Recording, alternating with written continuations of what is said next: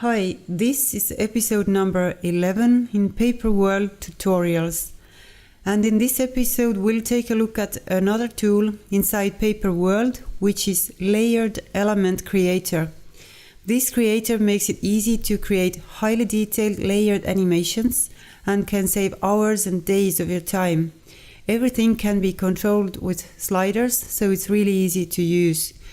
So right now when I open up this Layered Element Creator folder, and I will open Layered Element Creator 1, we have it open here already.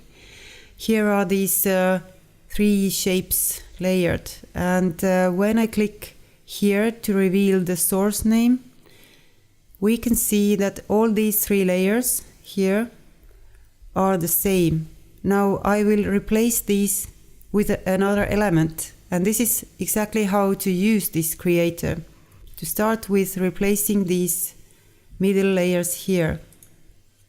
So I will select these three, and we will use here a mini world element we have created before.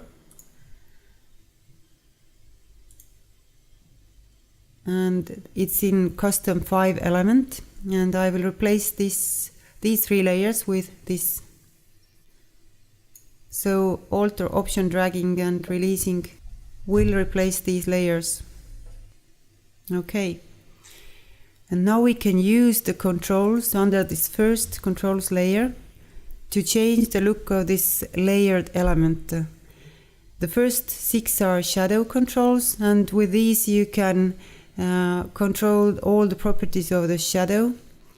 And the next one is rotation start value. This changes how the first layer and the whole element has been or is rotated. So if I change this to 90, it will turn the element to but exactly 90 degrees. And the rotation step is the value by which every next layer is rotated. If I use a positive value here, it rotates clockwise these next layers, and if I use a negative value here, it rotates the next layers in an opposite direction. Scale start value. This is the scale of the first layer. So changing this bigger, increasing the number will change the scale of the first layer and therefore also the next layers, which is controlled by scale step. So scale step is the value by which all next layers, every next layer is scaled up. And if this is positive, then the next layers are bigger, and if this is a negative value, then these next layers are smaller.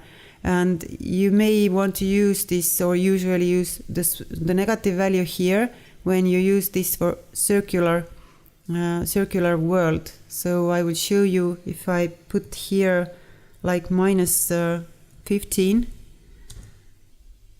Then right now we don't see the next layers because they're behind this bigger layer. But if I change this to a circular world element,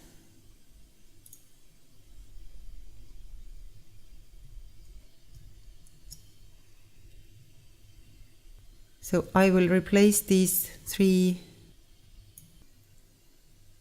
and now you can see it makes the next layers smaller. So this is the case when you want to use a negative value for scale step.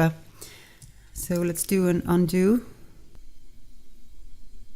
and get back to our mini world with trees. We will change the scale step value back to positive because we want the next layers to be bigger in this case.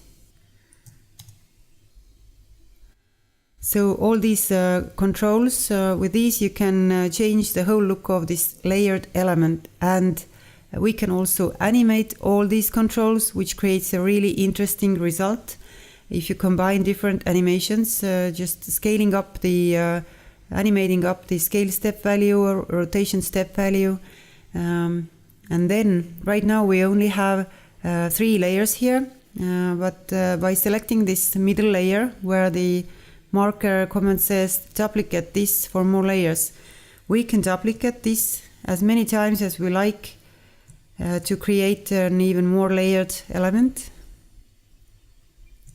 Let's make a few more, so you can really see what it looks like with more layers.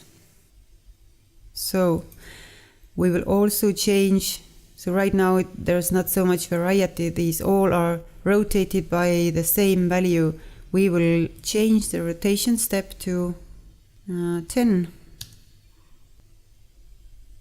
And now you can see it creates this this kind of result where every next layer is rotated by a certain value. And this is really like not a symmetrical, but looks like a mathematical or calculated look. But we can make it look more organic if we, having more layers, turn off the visibility for some layers. So we don't want these to be so even. And we'll turn off a few layers. So this creates more interesting look. And we can also, we don't have to use for all these layers, we don't have to use the same element. We can replace any of these with another element. And I will replace here the second layer with another mini planet, another mini world with 2 dragons. And when I replace this, you can see that this even has a different paper texture. So by layering up this with using different elements and different paper textures, and then using the sliders to animate it, you can get some pretty awesome results with really fast and test new ideas. And perhaps you don't even have to know before what exactly are you going to create. Just by playing around with the controls can give a really artistic result.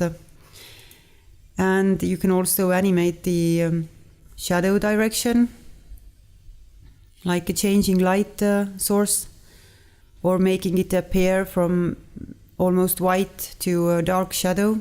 So anything you like, you can change here. And right now these controls are not animated, but we will go into another element creator, layered element creator, where I have already animated these controls to save time. And when I press U, you can see that here are keyframes here and there. So later in time, and just with 4 different controls here. When we make the RAM preview, you can see how this animates.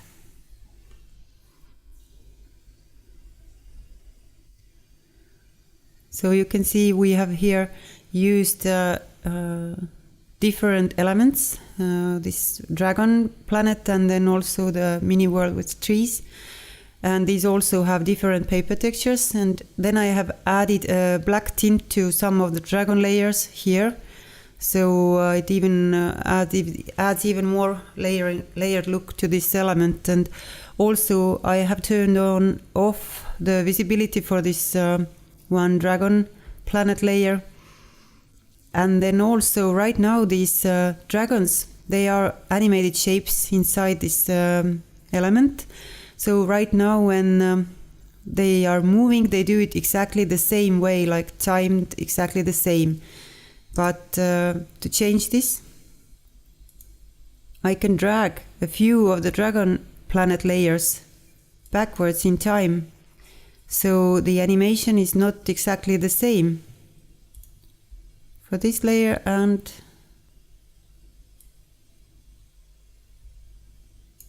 the other one too. And let's zoom in a bit. now when we run preview.